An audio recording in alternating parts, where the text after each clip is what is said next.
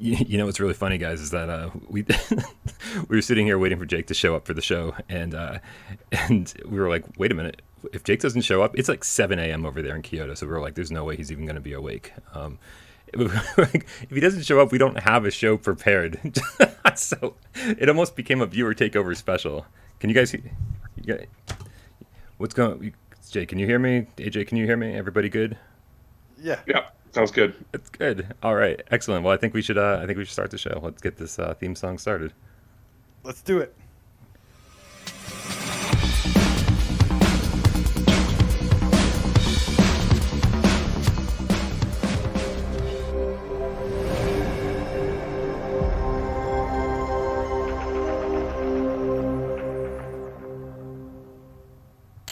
This is PSVR GamesCast Live, where we film live every single Monday, Wednesday, and Friday at 6 p.m. Eastern, or like 7 a.m. Kyoto time. My name is Brian Powell from this channel right here, and the gentleman to my right, not only do we have AJ from the Underground, but we also have Jake Kazdal from 17-Bit. You do everything over there, it sounds like, man. CEO, creative director, art director over at 17-Bit, who made Song in the Smoke. Jake, how you doing, buddy? Well, it's 7 o'clock in the morning, but I am doing good, and I'm happy to be here to talk to you guys today. Really happy you made it, Morning. man. I don't function at 7 a.m., so are you a morning person? Oh, no, God, no. I did go to bed early last night, though, so He is mortal. yeah, it's been a rough couple of weeks, dealing with launch and all the post-launch drama, which you guys have been a big part of. We really appreciate it. So yeah, it was easy to fall asleep a little early last night, and looking forward to getting up and talking about this. So. That's awesome, dude. We have so many questions for you. I think everybody in the chat, please, if you're watching this live, feel free to leave your questions for Jake and any questions about Song in the Smoke in the chat. He's paying attention to the chat. We'll also be directing your questions to him, so don't hesitate to leave those questions there. We've got so many things to talk about, but the most important thing I think we need to kick off this conversation with is Jake, do they celebrate Halloween in Japan? Not really. It's become a bit of a party season. It's not like the thing for kids. Like there's a parade that we used to go to when my kids were little up the street here, but it's not really a kids thing. It's more an excuse to go downtown and go crazy. Like if you go down to the kind of the hip young areas of Osaka, it's like packed, to the shoulders. Like everything is just like people go in costumes and just going drinking and stumbling around. Shibuya is the same sort of thing, but it's very much like a 20s to 30s sort of heavy-duty party night as opposed to a kid's event. I mean, that counts. You don't trick or treat when you're an adult anyways. You kind of just go to costume parties. So they're just way ahead of us over there is all. It's funny. It was not really a thing when I first came to Japan, years ago. It really wasn't a thing at all. But now it's become sort of definitely an event, but it's just got this different target audience, I guess. Nice. So not a whole lot of like horror movies. I mean, obviously you guys have horror movies and everything, but like here we're seeing a lot of. I guess is this worldwide then, right? Like, I mean, I don't know how things work, Jake. I gotta be honest. I have no idea what happens outside of the United States. That's just me. I don't know if we're all ramping up for Halloween movies and October spooky movies and shit. But like, is that what you're seeing over there when it comes to advertisements? No, it's more like, I mean, like there's no decorations in the houses or anything like that. It's much milder, it's much quieter for that sort of thing. Yeah, it's not really an event in the same sort of way. Like I said, it's just Halloween night is like a great excuse to go out and get costumed and get drunk with all your friends and then 1,000 other people. Nice. I don't know if it's going on right now. Maybe with all the coronavirus stuff. I'm assuming it hasn't gone on the last couple of years or so, but we'll see. Speaking of coronavirus, congratulations on being able to put out your game in the middle of a pandemic. I'm assuming that you, at a certain point you had to switch gears and everybody had to work remotely. Yeah, man. Let me tell you something. As a longtime game developer, I've shipped more games than I can count on two hands, and it's always a miracle to get across the finish line. It's always a miracle under the best possible conditions to ship a game.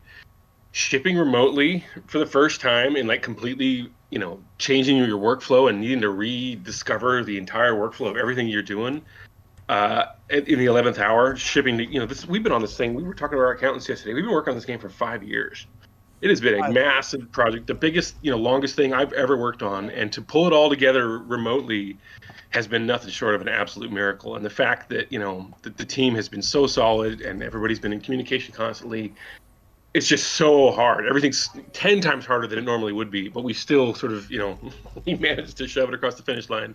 However late it was, it's only late until it ships, right? How did you keep this game such a secret for 5 years? Like, usually we hear hints of games, they get teased, we hear about them first and they get delayed. Nobody in our community, and we look at everything. We examine every last detail from job openings to everything, and we didn't know about this game until it was announced as part of the Sony the PSVR Spotlight. Right. How hard is that to keep the game under wraps like that? Well, there's a couple factors that go into that. For our first two games as an indie studio, Skulls of Shogun and Galaxy, we were super excited about it, and we were super optimistic and just like couldn't wait to talk about it and get it out in front of everybody. And so we announced super early and expected we'd be shipping like a year later, and then that just kind of like it turned into years because good games take time to make. And then by the time you're ready to come out, like you've talked about everything you've got to say about it, everyone's tired of hearing about it, and like it just kind of like peters out. And so this time we were like, all right, guys, we have our funding, we got our project, clear under control. Let's just keep it under wraps and not talk about it, because we want to just kind of keep all that hype for launch season and get everybody super wrapped up around it. We hired basically all by word of mouth. We didn't post any ads or anything like that. Like, there's a good development community here in Kyoto, and so we were able to get a bunch of guys on board, and just we decided, we kind of made it a real point to just keep our heads down. Also, the fact that because of coronavirus, there was no PAX, there was no, Bit Summit last year. All these kind of natural windows when we would maybe have announced earlier and kind of like got it out in front of people and kind of done a bunch of that stuff. All that was really just off the hook this year. I mean, again, I can't stress how hard this has been for everybody, in that normally you want hands on your game. Like, we have learned so much about this game by launching it and getting all this feedback and all these things that people are asking for super consistently across the board that we never even thought about, because we just weren't able to to see, like normally if you take like Galaxy, like we took Galaxy to PAX, I don't know how many times.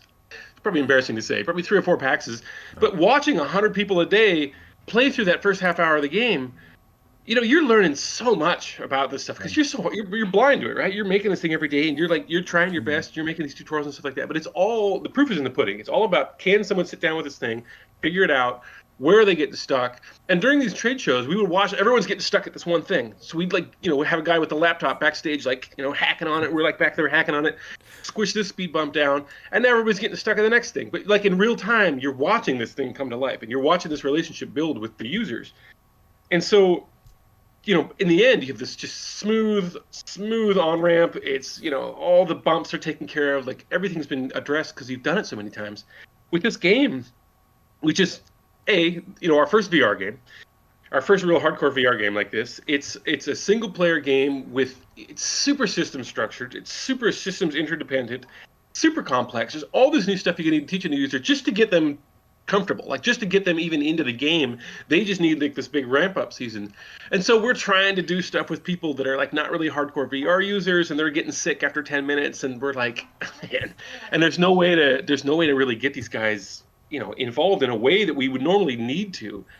And then it's and then on top of that, it's Corona season, and people are like, there's no way they're gonna sit down and have a VR party where we're handing around the headset and we're like doing all this stuff. And so I didn't want to do that before the virus. I don't think Right. I'd feel comfortable sharing the headset unless somebody was sitting there. A lot of people don't, right? Yeah, it's a weird thing. So VR doesn't really translate really well to trade shows on a good day. I mean, everyone gets to PAX Plague and stuff like that, on a good day.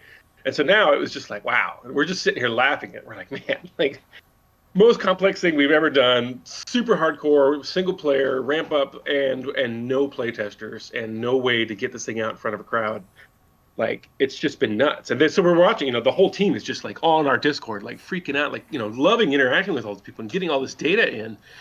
But just like, whoa, like we never even thought about this. Like, everyone's like asking for like a low UI mode where like, all the blights and stuff like that are kind of like chattering at you, and these pop-up messages with all this kind of this data that we didn't have a chance to squeeze into the tutorial, but you need to know. And everyone's like, how do we turn this stuff off? We're like, wow, I guess once you've had it, maybe it would be better. Like, I'm testing and making videos and stuff, and these pop-ups are popping up, killing a great shot that I'm trying to get it for the trailer or whatever. I'm like, man, if we had just been able to do, like, I see now why you do a soft launch, why you do early access or something like that, because you're going to get so much critical feedback with time to kind of, fold it back in and roll it back in. And already, I mean, every patch we've done has been completely community driven. It's been all about all this data coming in, and we're like, yeah, okay. People are wanting this. There's like little fixes that we can easily do. The biggest one that people are really interested in, but we're just never going to happen, is this free clamber mode. Mm-hmm. Oh yeah. Just didn't even think about it. And again, it's been a long project. When we started, there was very little big sort of action adventure games like this to even look at. So we were kind of just inventing stuff on the fly, and some systems, kind of got outdated, but they were kind of a part of the core experience, and we just sort of left them sitting there. And that one was a big one. Like the way our whole nav mesh works and our whole sort of interaction with the environment works is on this nav mesh that you share with the creatures, and this data is all shared. And there's no way for us now to go back in and retroactively add this kind of free climb stuff. But people keep asking for it. I'm like, well, that's an easy one to just say no to. It's like that would require an entire retooling of everything, and that's not going to happen. But a lot of these smaller data changes and a lot of tuning and tweaking and kind of options menus, a lot of that stuff is what we're talking about all day yesterday. We were talking about, okay, looking at all this new data coming in, what can we act on? What and what's sort of the triage? What's the priority list of like what's easy to get in? What's the highest priority? We have some existing bugs, and then when you fix bugs, new bugs pop up, and you're just like, how? Why? Well, we dotted the little I, and now large Z doesn't show up anymore. You're like. And everyone's just like, but why? Like, it's always worked. Why would that affect that? And no one knows, but it's like, it doesn't matter. We have to fix it. We have to figure out what's wrong. 2 guys have reported it. That means it's a thing. We've never seen that. We have no idea how to recreate it. And if you can't recreate it, you can't fix it. Because if you don't know what the problem is, you don't know how to solve it. We're just like playing, and everyone's like, all these heated messages going around the studio. It's like, okay, guys, on this stage, if you look at the sun at 6:00 p.m., this is all the data we got to work on. Let's just try. And we're, everyone's like testing, working their asses off. I'm so proud of the team. I'm so thankful that everyone's just been like being able to kind of keep the momentum going, even though we pushed it across the finish line. The fight's not over yet. So go. Real quick, Scott Jesco, PSN Harry Fellow, PSVR Game Cap for Life with the $2 tip, says I'm late, so here's my late fee. Thank you so much, Scott Jesco. But also, I got to ask personally. I know there's been a lot of questions in the chat asking about what will be added, but I think my biggest question right now is one of the things that breaks immersion for me personally is when you just kind of turn out of the way of the camera for a second and that VR grid pops up. Is that an easy one to turn off or get an option to turn it off? It is. That's literally our number one thing. It's super easy to turn off. The problem is the reason it's there. Again, this is just one of those development things. The reason it's there is because without that grid, and you'll find out because we are going to make this option available. But the VR tracking camera on the PSVR is not the world's best. Let's say that. Sure. And so as soon as your hand gets out of that, no idea. If I've got this box here, and as soon as my hand goes out of that, and my hand quits responding, and I'm like trying to swing my sword or whatever, or swing my club, and my hand is just not responding, the player, it feels terrible for the player. So we didn't have it going at first. We're like, wow, this is terrible. Like you just don't know.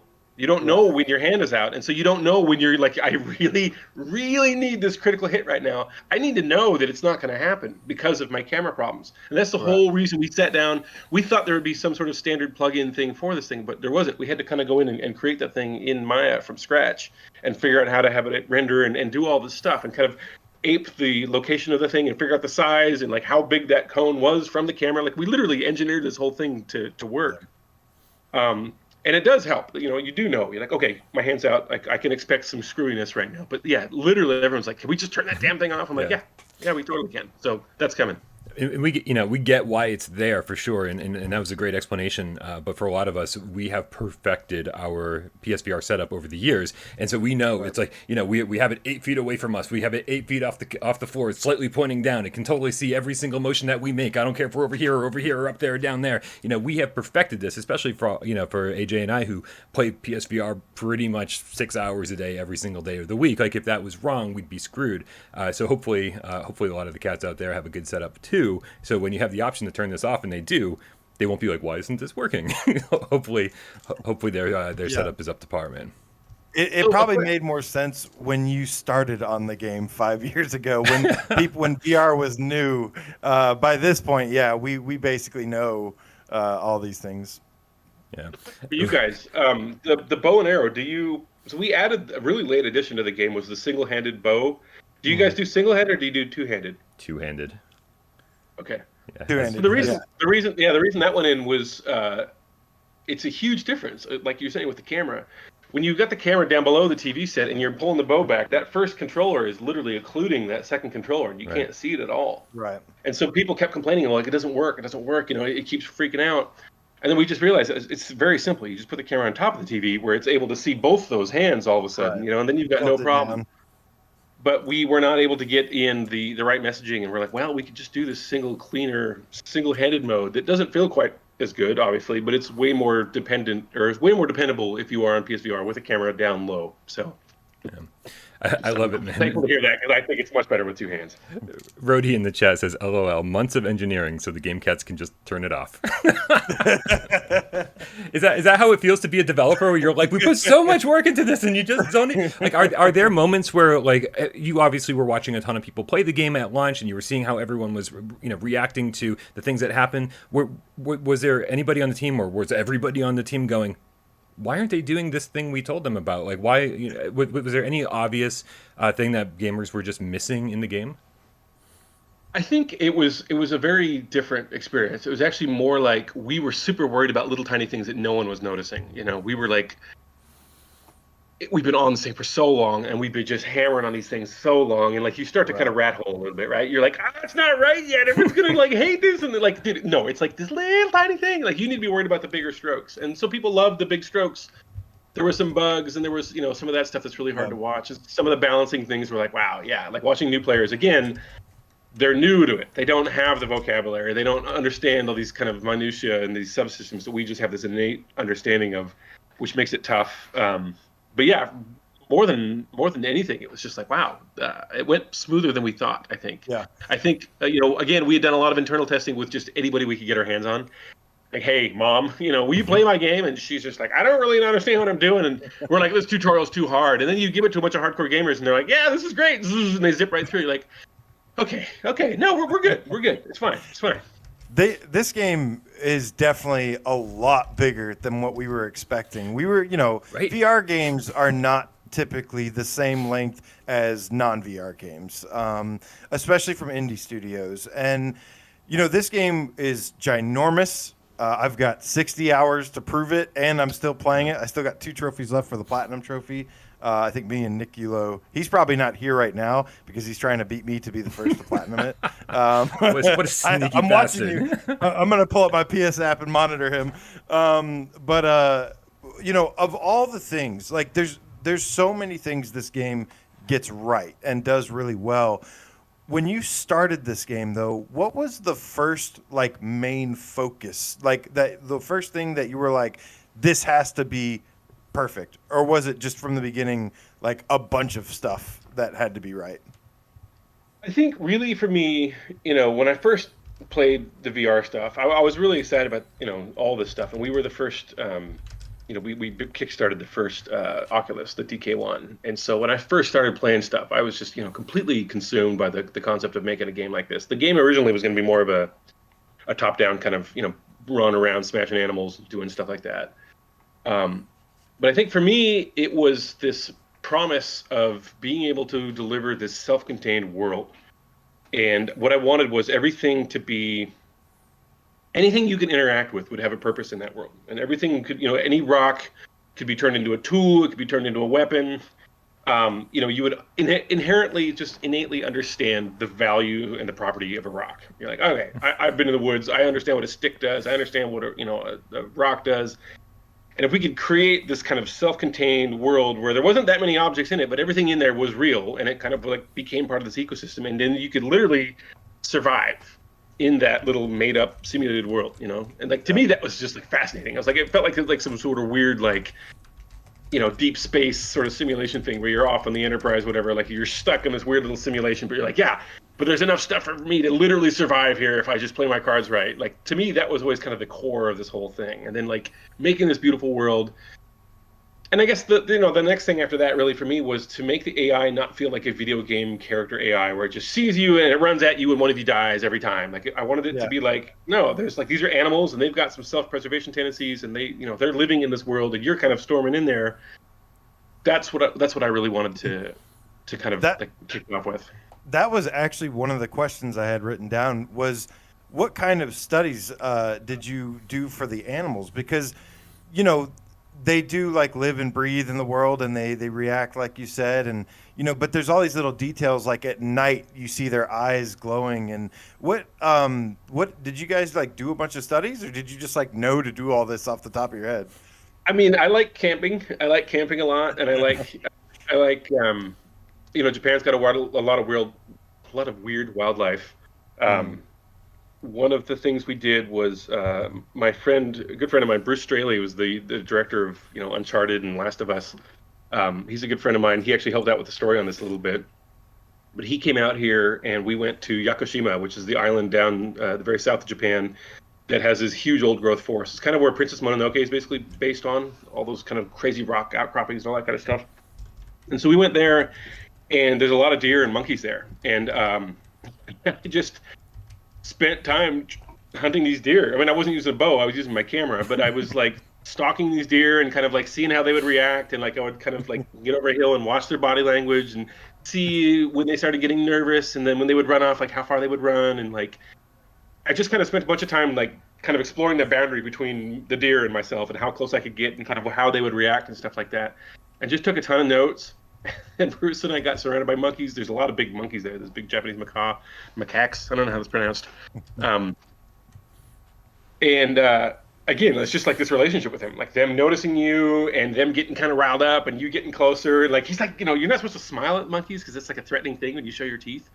And so just kind of like, you know, spending a bunch of time with the wildlife and kind of freaking out. And like, you know, the two of us would just go for these long walks in the woods and we would get kind of separated and kind of, you know, be taking our own time on these. This is a famous place for walking. Like it's all these camping and hiking stuff, these huge old growth trees. It's absolutely stunning. And so, you know, I just was like out there and just like paying attention, like to my emotional sort of reactions to hearing a stick break. Like I'm out in the woods deep, you know, by myself and I hear a stick break or I hear something running around, like, you know, just like all these sort of emotional beats to the world. Like I wanted to just kind of like really kind of keep track of how I felt and like, you know, what it would be like to be alone out here and literally, you know, trying to survive and where all these little kind of cues might keep you alive or might keep you kind of sharper. So Super cool. one quick, could I jump in real quick here to Genetic Blasphemy, the reverse engineered game cat. The bow of the 90 or the bow angle on the PSVR is something that we are also talking about right now. For a lot of people have asked for that, and I think we're going to be able to do it because we have something similar for the club. So I think that's going to be on the list of the very quick to come. I've got a list of questions here from the chat. Thank you for addressing that one. It was on my list. Nihilist Ryan, the game feline, with the $5 tip. Thank you, Ryan. Says, happy Monday, y'all. Congratulations to Jake on a fantastic game that all future VR survival games will be compared to. Did you have any idea like that this was going to be setting a new high watermark for VR games? I mean, it's funny.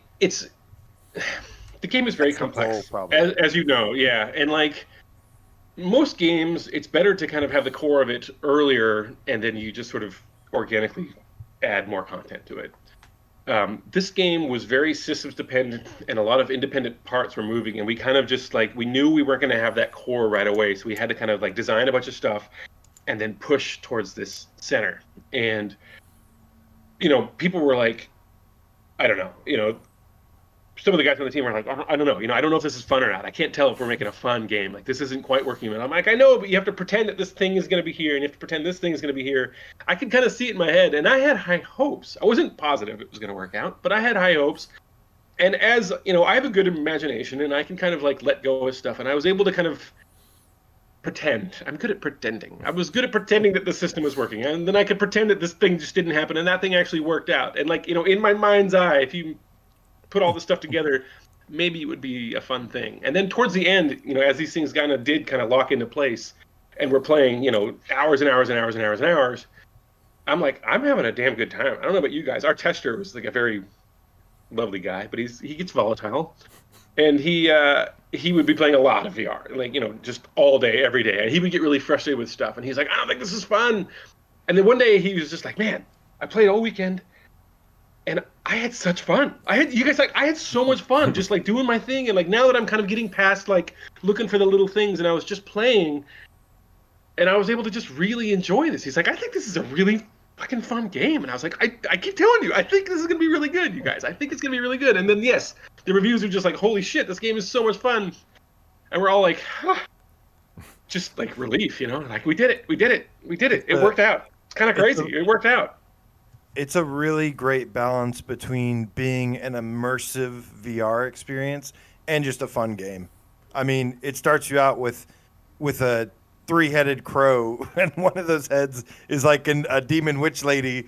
And I was like, from that moment, I was like, okay, I think I'm gonna like this game, and it just got me right away. And then the survival mechanics. That's one of the things I think as a VR game was one thing it really excels at is being immersive. And just like you said, you can go out there. Each area is huge and it feels alive. I mean, the audio design is really good. You've got birds flying out of bushes, and you hear the wildlife stomping around.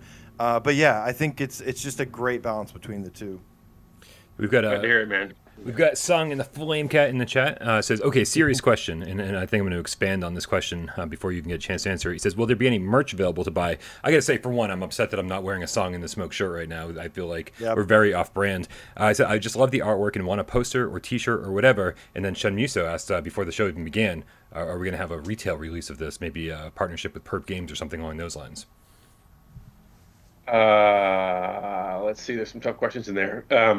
Merch is something we would like to do, and we're sort of, we have been very solely focused on finishing this game. Like, there's been a lot of other stuff outside of that we probably could have been more on top of, but we've just been like, listen, it's got to be all hands on deck with this thing. I like your. That being said, that being said, the merch is something that we are looking into now, and actually just yesterday I was doing some interesting explorations of some stuff. And there is a partnership coming with a limited. How do I say this? I'm fucking this up. There is a physical game coming, and we have some stuff to kind of work through and figure out. But we will be doing something in the near future. Nice. I need that in my life. It needs to sit up on my bookshelf. I already own the game digitally, obviously, but I can't wait to put it up on my bookshelf next to Arashi Castles of Sin, because I'm betting, based on the artwork I've seen for this game, I'm betting you're gonna have some killer artwork on that case. Oh yeah. Yeah, for sure, and it's something that is important to us too. As a small studio that does all digital, indie games, we had a box set just recently done. Through an old friend of mine, it was a smash up of Galaxy and Skulls of the Shogun on one disc for PSVR or for PS4 and for Switch. I just saw that on Amazon. Yeah.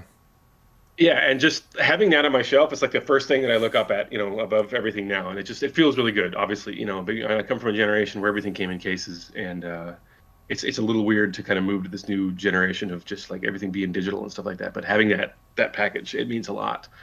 And I will say that we are excited about doing a packaged version, and we have some really cool ideas for some of the stuff that we want to put in there to kind of bring to life. So that's going to be sort of our next assignment now that we're finally kind of starting to catch our breath a little bit, and there's getting able to move into some other priorities besides just the one fast lane of finishing this game as well as we can. Nice. We got Joshua McCrory in the chat with the $10 tip. Says, Jake, you and your team have created a beautiful, immersive, and addictive game. What was the decision behind naming it Song in the Smoke? Dude, I was kind of joking on GamesCast before the game came out, and I was like, man, I hope people pay attention to this game, because Song in the Smoke has this kind of artsy-fartsy ring to it, which I am an indie game, artsy-fartsy kind of guy, right? And I love this shit. But like, looking at Swordsman VR, I was like, maybe they should have just named it Survival VR, and it would have sold fucking millions, right? So the code name throughout all of time was Savage. Oh, that's cool. And yeah, it's perfect. It's just this savage world. It's this savage landscape. It's the savage weather. It's savage everything. It sums it up perfectly. I was so excited about this. Guess what? There's another game called Savage. If you look it up on Steam, I don't know if it's an RTS or something. It's very different. It's a very different game. And we actually thought about, I think there's even a Savage 2. And I thought about contacting the guys and being like, can we please have this name? Like, what if we call it Savage VR or something? And we ended up just not. The original code name that we actually pitched it as was Embers of Man, which was sort of a well, there's also an album called Embers of Man by some death metal guy. Um, and so that kind of was different too. It was at the beginning, it was going to be more of a kind of a story about like this dying tribe and this whole kind of thing. The story kind of changed over time, and I was actually stuck for a name.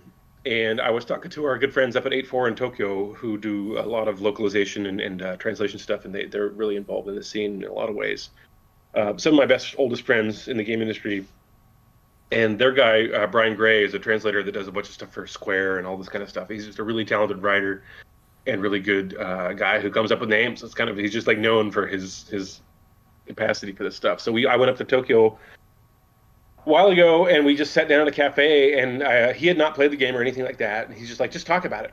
Talk about the story, talk about the world, just talk, just tell me the whole story of this thing. And I told him about, you're in this cabin, and these crazy people are sitting around, and they're singing to you, and it's this smoky cabin, and you're all this, you're kind of hallucinating all this weird stuff. And he's just like, how about Song in the Smoke? And I was just like, ugh, like I got chills. I was like, I love it. Oh my God. Like, that's perfect. That's the game. Like, it's creepy and weird and moody. And that was it, and I was like, yeah, I couldn't believe it. So that stuck. And then the moment I wrote down the moniker Sits, Song in the Smoke, I realized it's just like our other game, SOTS, Skulls of the Shogun. So we have SOTS and Sits in our three game repertoire here. So good job team. Jake, if I'm ever rich and famous, is there any chance I could hire you just to come over and read me bedtime stories about game development? Every time we ask you a question, it's like, there's somebody out there, like somebody you've got a connection with in the video game world. Like, you've been doing this a fucking long time, man. Like, you know everybody. A long time. I've worked, major cities, all the major game development hubs. I think now I've pretty much spent time in, except for like London and Montreal. So yeah, it's been a long time. Got a lot of friends. And a lot of people that I started with, back in the day have all become, the heads of everything. I mean, I got super famous high up buddies now because I've been doing this since I was, 20 years old. Yeah, it's great. I really miss my friends, man. Missing PAX and GDC and E3, all these things, and not connecting with these people that you see every year for a couple of years at a time now. Like, everybody's just like, man, we miss each other real bad because it is a tight crew. It's really fun. People work well together. You get so inspired, going to GDC and like learning all the new techniques and catching up with everybody and seeing what they're working on, and then like showing you secret prototypes is like such a rush for a game developer, and having all that taken away right now is actually really hard for all of us. The developer community that came out and showed support for this game and was vocal about this on social media. I mean, I saw people from everywhere. It really did show that, this friendship, you originally came from a Sega background, right? Well, I was at Sega for a long time, yeah, in Tokyo. Okay. But then I also saw, like in the thank you credits, there was like a special thanks to like Gio Corsi, who was a big PlayStation guy, will always be a big PlayStation guy. And then I saw like Ryan Payton, who's actually been on this. He's been up here with us before, and he's a good friend of ours. He's a really nice guy. So it was just really cool to see. Obviously, this was us as consumers. We were completely cut off from this game being developed, but it was really cool to see all of the support from the just bunch of, like you said, a bunch of huge names in the industry. It seemed like must have been really special for you guys. I mean, Ryan and I go way, way back. I talk to Ryan quite often. We have a lot in common, and we've just been really, good supporters of each other throughout this whole thing. Gio, actually, this is a fun, quick story. So we were pitching Song in the Smoke years ago at GDC, and it was me and my business partner, Raj. And we had pitched, a bunch of different people, and the whole week had gone by. We were exhausted, GDC week. And it was, the people liked it, but like they were kind of like, I don't know, VR, it's not really a big audience. I don't know if we can, come up with a bunch of money to fund this kind of stuff. And our last meeting of the week was with Sony. And this is back when it was John Drake, Brad Douglas, Brian Silva, Gio Corsi, John Sanders, Shane Bettenhausen, Sean Benson. I think that was it. And they had a hotel suite, and we had worked together with Skulls of the Shogun. We had worked together with Galaxy. We knew all the Sony guys really well, and they're all personal friends on top of everything. But they still, they've got a job to do, and they've got to be tough about what they're going to sign and all that kind of stuff. And so we had this prototype that was quite buggy, and every time we had shown the demo, like it had broken in some spectacular fashion. And So we were exhausted, right? We're emotionally exhausted. We've been partying out from all week, and we're like, this pitch has got to go really well. And so we went in, and the pitch just went off without a hitch. And Brad played all the way through the demo. Nothing broke. It was like 1 in 1,000 chance. And, I kind of gave the whole spiel, and I talked about Toronto-san, and John Sanders was a huge Toronto-san fan, and kind of everything just clicked. And we never get an answer right away. Normally it takes months of negotiations to kind of come to a conclusion and get the contract signed and deal with all this stuff. And, the pitch went really well. Everyone's super excited about it. And then they kind of like broke off and went into like the main suite and left us in the kind of the bigger room. And they all just kind of came back after like 5 minutes with these big smiles on their faces. They're just like, all right, we'll talk soon. And like a week later, got an email like, all right, guys, we love it. Let's do it. And we're just like, what? And it was like a couple weeks, and the thing was signed and done. And they were like, we love it. We love it. We love it. PSVR, let's go. We're doing this. We're like, hell yeah. Awesome. So yeah, Gio is awesome. And he's a huge ramen fan. And so whenever he comes to Japan, I love taking him to all my favorite stomps here. And Him and Shuhei tweet about ramen all the time. And I had never really had it before. And I live in Atlanta. And, I'm sure there's some great ramen bars all around here. But they have made me go, because I knew that it wouldn't be the same. But they tweet about that food stuff so much that I was like, oh, like I have to go try some now. I don't know what it is. And I actually had my first ramen bowl a couple weeks ago, and it was not as good as the ones.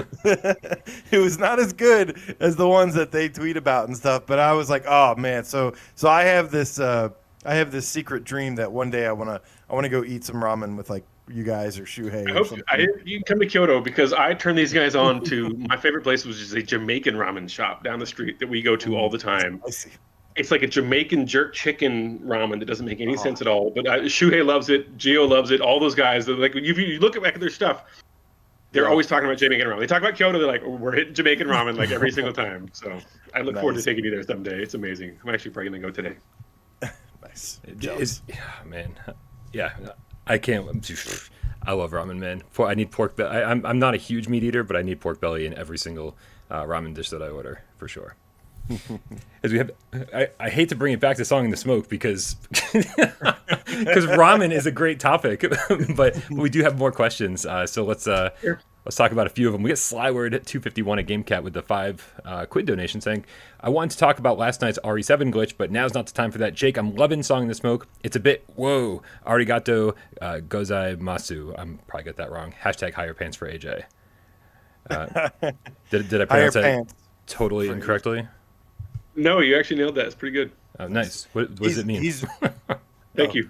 Oh, good. Okay. He's saying higher pants for me because I've been streaming this game part 1, part 2, part 3 because it's huge, and each area I'm kind of doing a different section for because I just have a blast for it, and it's a really fun game to stream.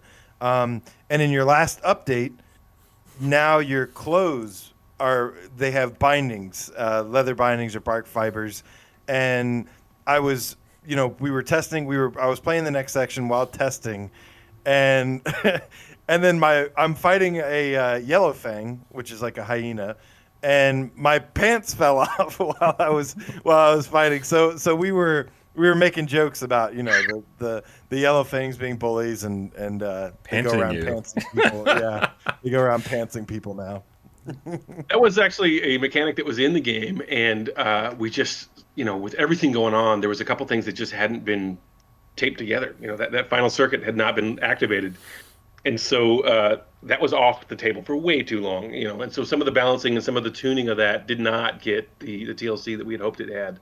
The pro tip is, first of all, there's a shader that's broken right now. So when those things are they're supposed to be failing, like they're supposed to glow really brightly red when you look at your avatar, which will be fixed soon. But the pro tip really is just you want to reinforce everything with leather bindings. Leather, yeah, that's what I've been doing. Yeah, it'll help it go a lot longer. And then we're also going to that tearing sound of your clothes tearing and falling off, because like when you're in combat, usually they get tattered by claws from a lion or whatever slashing you literally. Yeah. So they fall off. But we wanted them to be able to kind of be an object you could pick up and put back on and fix again.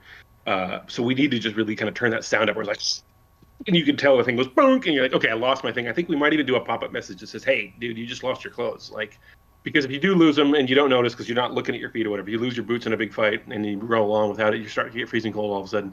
It can be problematic. So the pro tips are always leather bindings, and every day, always just be checking out your gear. Just give it a quick scan. How's everything doing? It gives a lot more value to the currency of the leather bindings. Hey, while we're talking about pro tips, let's help somebody out in the chat real quick. We got DVS OSC said, I had a weird thing happen in my first playthrough where my knife broke and I was completely out of plant fiber, basically locking me in place without being able to make a new knife. Don't you just take a bone and pound it with a rock? I don't think there's any... You take a... I think it does require one binding, though. So what you would need to do is anytime you can grab an XL stick, one of the long sticks, and break it in half, and that'll give you one binding without the need for a knife. Damn, look at that. Look at that pro tip right here from the man himself. We got VRFOB says, and I think I know the answer to this, but I can't wait to hear your real answer. So why not one big open world? Streaming, memory, a lot of reasons. There's a lot going on in this game. The AI is actually really expensive. The number of animals that can be on screen at any given moment is actually quite expensive. The amount of stuff, because you're interacting with things. Like, think about a game like GTA or any of these games. Like, you leave an area and you come back to it, and like everything's back to the way it was. Like, it's not, every rock that you picked up and threw back on the ground is not remembered. And so the bigger the world is, the harder it is for you to kind of keep this stuff. So by limiting that space, it just gets a lot easier to sort of give more fidelity to everything that's in there. Plus, I just like the idea of these kind of self-contained challenges. If you look at, most of our games are actually these kind of smaller self-contained worlds, and it's a lot of things that we're talking about for our next game. Is the same concept of like a really rich, small open world that is, kind of self-contained, and it's a really good gameplay space. It turns out it's just something that we really like, and it kind of works for a lot of our design ethos.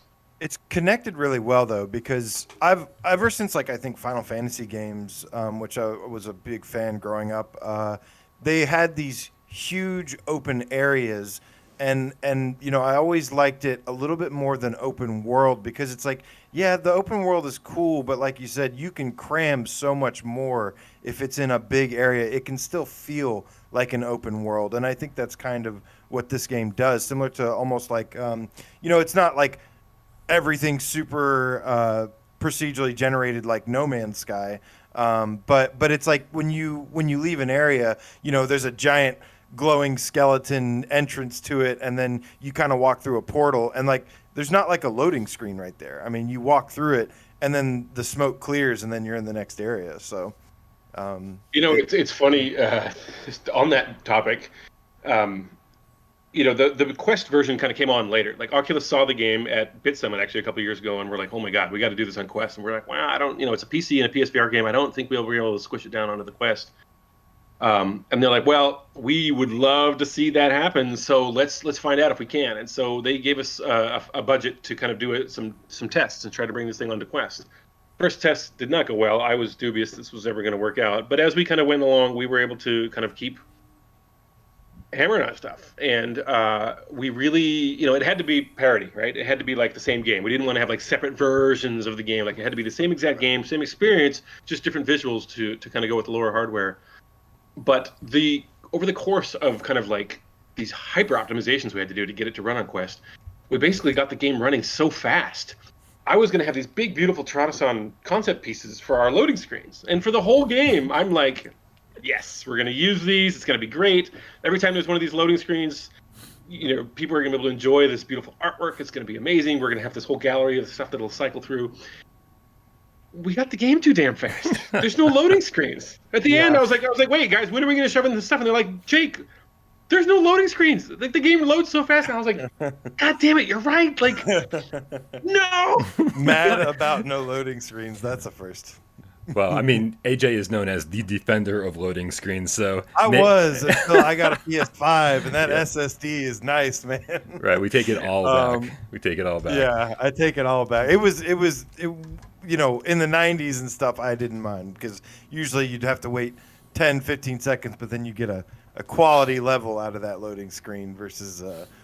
something basic. Yeah, no, that is the most welcome addition to the new generation. I think it's just like, yeah, jumping into the game. The game itself is like so optimized too. How in the world what black magic are you guys cooking over there that this game was like 2 gigabytes at launch, and I think now it's 5 gigabytes? I mean, how do you fit this game into 5 gigabytes? It's kind of a rhetorical question, but it's I just mean, I like, think wow. I talked to Brian about this in our last chat a bit, but from the get-go, I wanted to do something very stylized. I don't think photorealism, holds up in a game, especially in VR, where you've got way more stuff to be pushing around. You've got to kind of.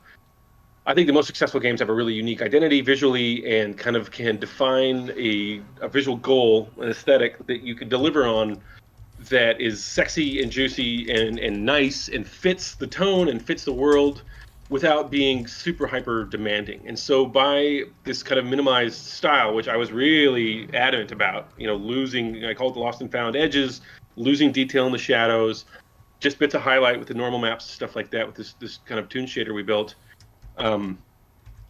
Basically what that did was it stripped out a ton of texture memory, because we only have like normal maps and then like this very simple diffuse map. And so we're not using the sharpness, we're not using the hardness, we're not using the reflection maps, we're not using the all these, like normally you would have just like tons and tons and tons of textures for any given object.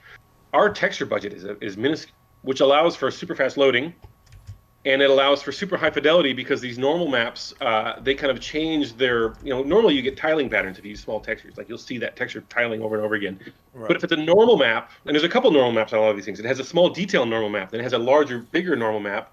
And then as that light changes, the direction that it's hitting it, it's going to change what you're actually getting out of it. So you're not going to see that tiling. So we were able to, by definition, define a high fidelity visual target that was actually very low in terms of resources, Right. which turns out to just be a great move across the board for VR and for fast loading levels. Like it just all kind of, we got lucky. There were some good decisions made for the right reasons, and then there's some luck, and everything kind of just rolled together into this outcome. It's really impressive.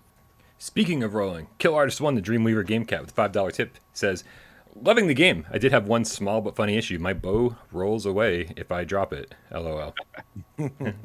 Yeah, we fixed that, a lot of those things. I actually noticed that the other day. I only throw my bow away when I'm done with it.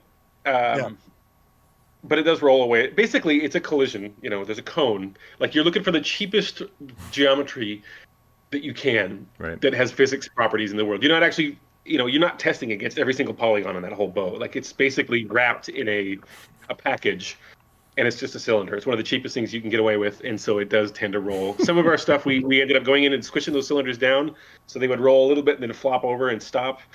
And we just never did it on that one, I think, is the short version. I love the inside answers, man. That's good stuff. A lot of people have questions about what you're doing now, what you're doing next, and let's see if we can condense these down a little bit. Bryson and Taylor Goodwin says, "Are there going to be buildings added in the future?" I'm going to add to that and say, is there anything that like you wanted to do that just didn't make it into the game? One big one, and it's something we talk about every day, especially now, and it's kind of a hardcore survival mode. Yes. I want it. There's everyone at the company gives me grief that says our games are too hard because they're tuned for me, Jake mode, and so I always want more. Like I'm playing it all the time, and I'm always like I'm a hardcore gamer and I want to be challenged. And so as I get better and better at these things, I keep like ramping up the difficulty, and people are like, dude, the rest of the world is not spending 50 hours a week, on this thing for 5 years. That being said, there are a lot of people that are like, not just loving the game, they're like loving the game, and they're like, give me more, give me a reason to come back and be able to keep jumping into this thing. It will take some work. It'll take some dedicated, concentrated effort. And so I think we're going to kind of wait for a little while and see how sales go and see if we can justify kind of jumping back in and adding something that big. It is something that was on the original, design spec. It was something that we kind of planned for a long time. And we sort of made some early engineering moves and opened up some stuff. So there's some blank canvases in there, basically in place for this kind of thing. As development kind of got more and more difficult, we started working from home, and stuff kind of had to be looked at pretty objectively. It was one of the first things that got sort of trimmed off. But it wasn't because we didn't want to. It was just sort of, capacity of what we could achieve.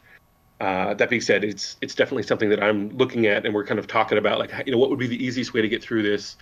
We would love your feedback if everyone's got thoughts. In terms of authoring whole new systems and whole new, giant swaths of engineering, it's probably going to be less of that and more like, hey, how can we take what we have and what can we do to make this a really exciting, really kind of hardcore mode? I think difficulty modes are also something that we're looking at, kind of like, maybe an easier mode and then like normal being what it is now. And then whether survivor mode is like a separate difficulty or it's like a whole new mode is kind of something we're talking about now.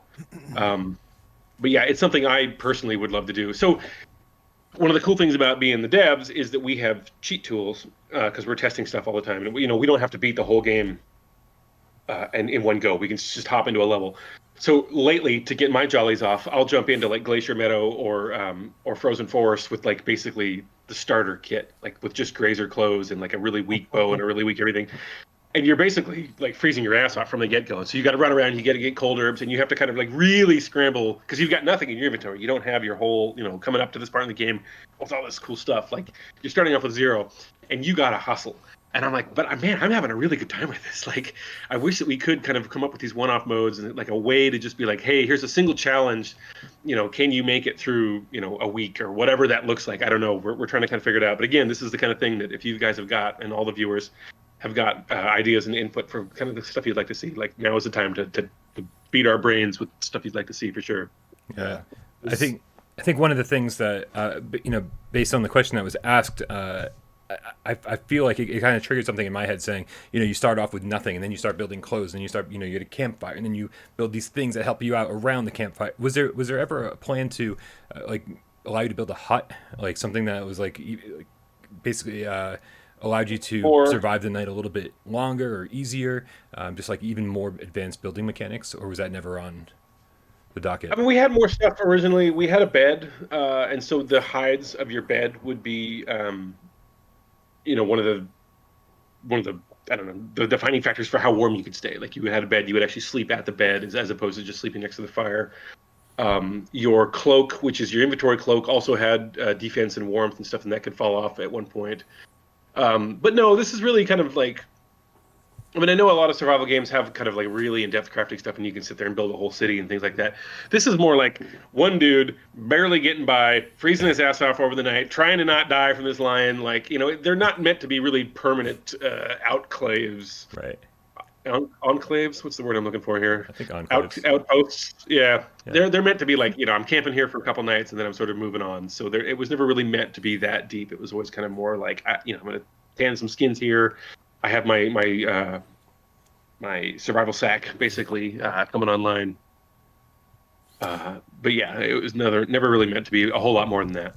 I'd like to just get some hot sauce to go with my grilled grazer. Just put a little hot sauce on it in the morning, before I go out there fight some screechers.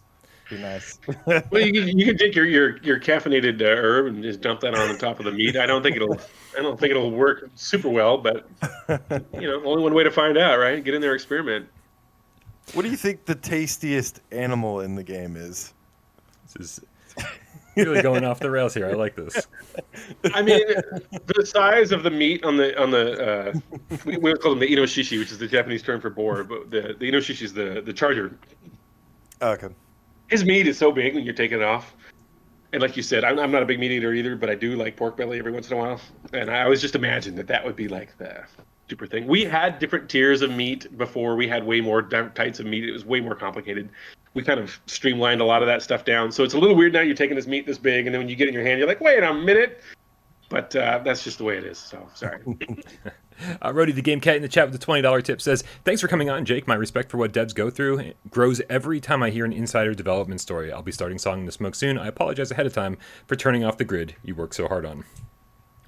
Enjoy it. Grid free, my friend. Fly grid free. You're not hurting my feelings. Like, yeah, this is it's just meant for usability. So whoever, anyway, we try to give as many options as we could for everybody because everyone's VR needs in particular are different. And we got some pretty heated arguments internally about like how many options to have and like we should have just one set of options and kind of make it more straightforward for the users. And I was like, yeah, but this is different. It's physical, right? People literally, some people, like I saw, a lot of the streamers are doing the free rotation. Even I can't do free rotation. It makes me sick. I can do everything else. I can jump. I can run around. We had a hot minute in the game where you could do free motion and you could run and just jump like a regular first-person game. Because at first, when VR started years ago, like no one had the stomach for that stuff. Everyone would Right. get sick. And then over years of testing and developing, like everyone's like, wait, you know, I can actually handle this. And I turned on the free jump mode. I was like, this is great. Yeah. And then, but we realized again, it came back to that navigation issue. We're like, wow, this is going to sort of mess a bunch of different stuff up, and you're going to be able to get to places where you can't get back out, and you're going to get stuck, and people are going to be pissed off. We're like, all right, so let's just. It seemed like it was going to be a technical disaster if you tried to shoehorn that in. Yeah, so that kind of. But the point is, the options are there, so everyone can enjoy the game to the most they possibly can, and that's the reason we put in all this stuff, because no one's going to use all of it, but we want someone to use every bit of it. I love Chairface here is asking, will your next game be a VR game? Also, I'm squishing questions together from different people. Has Sony approached you about PSVR 2? Are you thinking about doing an enhanced edition for the next gen of VR headsets? I don't know if that's anything you can talk about. Yeah, these are all delicate questions. Obviously, we are interested in PSVR 2, which is still a ways off. I do think it would be a fit, obviously. I'm biased, but it's not something we're working on yet, but it's something that we are paying very close attention to. And as for our next project, it's kind of up in the air. It could kind of go either way. It's going to depend on who the partner is that we publish with. We're in discussions with a handful of groups right now, and really who is going to pay the bills for the next thing is going to drive a lot of what type of game it ends up being.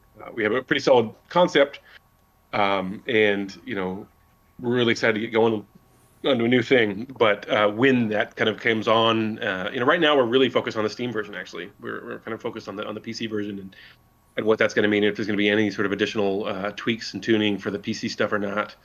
But yeah, I think the short version is we have invested a ton of time and emotional effort, and we built something we're super proud of, and we hope it has legs. And as long as the interest is there and people keep playing it and keep buying it, tell your friends, buy the game.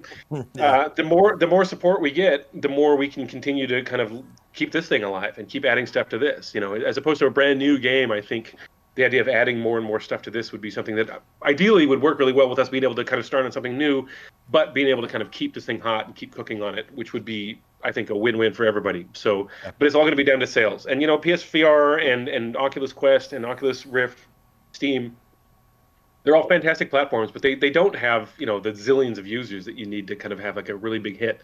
Unless this thing really kind of, were to become a breakout hit. It's probably not going to get a whole lot more content, just because I've got 15 guys whose salaries I need to pay every month, and they've got families and stuff like that. And as much as we would love to sit down and we're having some real kind of come to Jesus talks right now, where people are like, we want to do this next, we want to do this next, we want to do this next. It's like, okay, guys, we got to pay for this though. We got to Right. Everyone's excited about it, and seeing the response has been such a. I mean, honestly, you guys both given the game, perfect scores. That was the first stuff that I saw.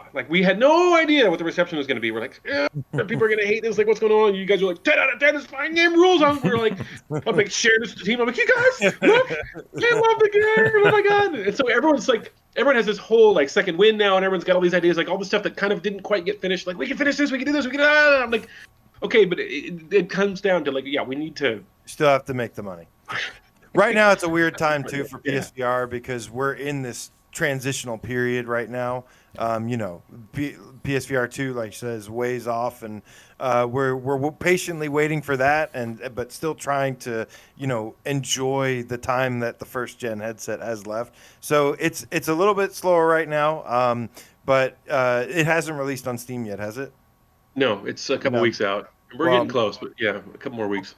Yeah, right now, I mean, Quest is, it's newer. It's the shinier new object right now, and has a lot of attention. And because of that, I think Steam has also benefited some. So hopefully it can help give you a little boost there until, we get our next new shiny toy, which is going to be amazing. I'm very excited about PSVR 2. I think it's going to be stunning. I think there's going to be a lot of neat things about it that maybe are not talked about yet. I do think it's going to be sort of a game changer, and I've been pretty adamant. I would really like to find a way to make sure that this thing comes out there. So, yeah, nice. Listen, this has been a great conversation, man. I feel like we talked from soup to nuts, from launch to future projections. But we don't want to say goodbye quite yet, do we? We want to make sure we end the show the way we end every show, with a little game of PSVR 20 questions. And Jake has graciously offered to be the host this time around. Jake, the only thing we're going to ask of you, I'm going to put up the timer. We're going to be asking you yes and no questions. The only thing we're going to ask of you, other than having a game in mind, is to count how many questions we're going through. I usually use my fingers, but that's totally your call. Okay, just keep us up to date with how many questions we've used. Everybody in the chat, of course, play along with us. Help me and AJ out. This is so great. I finally get to be on a team. I get to play this game co-op instead of playing against AJ. I'll tell you, playing against AJ is no fun. But maybe being on the same team as him, I think it's pretty damn awesome. So let me bring up a timer real quick, and let's do this, Cats. He also said that he was going to choose his favorite game favorite PSVR game of all time. So I think that limits the options. Probably not going to be an obscure game, right? All right, here we go. 6 minutes up on the clock. There it is. It's really big. Go for it, AJ. Why don't you kick off with the first question? Does it support the Move controllers? No. Okay. Oof. I think most aim games are DualShock and aim only. So does it support the aim controller? No. Oh, DualShock only, So guys. probably DualShock. Probably DualShock. Probably. Only. There's still the HOTAS and the driving wheel. The HOTAS. Is it? Sure. Is it a horror game? No. Ooh, okay. Well, now I'm out. I don't know. If it's not a horror game, I don't know anything about it. Is it a rhythm game? No. Okay. I like Braxborough with the Astrobot here. Super Dexter Murphy with the Hitman 3. Astrobot is pretty damn good. Should we ask about perspective? Like, what is it first? Is it a third-person game? Third Yes. person. Okay. Okay. It is third person. Third person. So let's think about what some third person games could be. I mean, we got Moss, we got Astrobot. Yeah. Yeah. What else we got? I mean, Along Together. I feel like Along Together isn't his I don't favorite think game. it's gonna be Along Together. No Yeah. offense to that game. Is there any chance you play as a mouse in this game? No. No. Although I really like that game too. Yeah, I do love Moss as well. We're going down the Astrobot route. Is that what we're doing? Is this We're game? going down the Astrobot route. Is this game developed by Japan Studio? It sure is. It is developed by Japan Studio. Brian, you want to guess it? I think we know what it is. Well, let's just make sure. One last Okay. question. Does this game use the touchpad for awesome little devices that you use it on the screen? It sure does, yeah. Is Is this it Astrobot Astrobot? Rescue Mission? Yes, Astrobot, dude. man, That what a game great blew me game! away. Oh my god, what an amazing game that is! To me, I love video games, and I love just really great action games and great adventures, and that's really kind of always been my number one bread and butter. I love Mario. I love Mario 64. When Mario 64 came out, like, it melted my little brain. I just wasn't really ready for that, and I haven't felt that feeling again since Mario 64. I'm just like, wow, this is a new world. This is insane. I'm in this world. Holy shit. And Astrobot literally was every bit as good as Mario 64, I thought. Like, I had so many wow moments, and like the world was so happy you were there, and you're like, looking around, and things are reacting to you, and you're just like, I feel like I'm on my own, like I'm on acid in Disneyland. It's like my own like crazy psychedelic little dimension of happiness and rainbows, and everyone's just like bouncing around, happy to see me. And and I think this is something that gets sort of skipped over a lot, but it's something I'm personally really passionate about. I love video games. I've always loved video games, and I love I get that. I love the one-to-one sort of relationship that you build with your avatar, and like on screen, and your weight and your physics and your timing, and like it's all this kind of stuff. I really love juicy action games. Juicy. And I loved Mario 64, and it blew me away. But the problem was, every Mario game up until that point, and any action platformer at that point, had been 2D, where like you can judge your arc as you're jumping. You can judge your arc, and even before you even hit the apex of your arc, you can tell if you're going to be successful or not. Like you feel it, right? You don't need to worry about it too much. Or if it's like a brawler thing, like Street Fighter or whatever, like how far your punch goes or your kick, like down to the pixel, right? Like there's this fidelity that you get in a 2D game. The 3D games just can't do. Like you just lose that. Like you're swinging your arm into this flat space. It's a 2D screen that represents a 3D space. But all of a sudden, you've lost your depth perception. Right. You've lost your depth perception, and the other thing, this is just my own personal pet peeve. I fucking hate babysitting the camera with the right stick. I hate it. That is not on my menu of fun stuff that I want to be doing while I'm like fighting for my life and having this great time on this crazy adventure. I don't want to do that. I don't want to babysit the camera. I don't want to deal with that unless that camera is my head and my neck, which I have been using every day since I was born to look at what I want to look at immediately. I don't think about it. It's completely natural. And so you go to Astrobot, which is a fantastic, like I would argue almost perfect video game. Like it is such an achievement. It's insane. And then you give me depth perception, perfect depth perception. I can judge these things into the world just as well as I could on a side-scrolling screen. And all of a sudden, I'm not babysitting this camera. I'm just looking around. Yeah. And like I'm not even thinking about it, right? I'm in the world and I'm just like looking at the guy and he's right over here and I'm like I'm so sold. I'm so 100% immersed in this thing, having more fun than I know what to do with. I mean, I can't tell you how many times I played through that game. Yeah. And it was actually kind of a real thing because I think it didn't get the attention it deserved just because the VR audience is smaller. And then the PS5 Astrobot thing came out and everybody played that. And everyone's like, oh my God, Jake, did you play the Astrobot thing on the PS5? I'm like, I did. It's cute. It's fun. It's great. I'm telling you, it has nothing on the VR version. Like the VR version is just like 10 million times more mind-blowing. And like I'm like, if you like that, and I get why you would like it, right? It's very well crafted. I have a huge amount of respect for that team. I think they're as good as Nintendo first party. Like I honestly think that team is like amazingly talented. Yeah. But being back on a flat screen and like noodling with the camera and like not being able to kind of judge distances and stuff like that, I'm like, man, it's just not the same. I can't get into it nearly as much as the VR thing, and I really, really hope that they're doing a hardcore giant adventure for PSVR 2 because that'll be my number one look forward game. Yeah, I hear you. If I didn't tell you, I love Astrobot. we just had this conversation recently. I mean, I even go into how it does the touchpad. Uses the touchpad better than any PS4 game as well. And like that's just one more thing that it did. But also we do a Game Awards every PSVR Awards show every year, and it won the 2018 Game of the Year for us. So it was my Game of the Year, just across the board, any hardware, any platform, anything. I love that game so much. Yeah. Unbelievable. And like they were bringing in new mechanics even way late into the game. You're like, this is crazy. Like, how can you put all this obvious time and effort into this whole new thing that you're only using in this one level, like way late in the game, and they just kept it up. They're like, yeah, and we got more. And you're like, oh, I love you guys. Oh my God. It's really good stuff. Jake, I wish we could keep you all day and talk about video games, talk about PSVR. I have a feeling that we could talk all day about non-VR games, about retro consoles and video games. And I think a lot of our chat is around our age where they've got an appreciation for that kind of stuff. So I hope that we can steal you again sometime soon and get you back on. Anytime, man. Yeah, I love coming to you guys. It's always fun. And yeah, this is just the kind of stuff I love. I'm here to talk about. So I mean, you want to talk about old games, you want to talk about new games, you want to talk about my game, all of it. It's all good.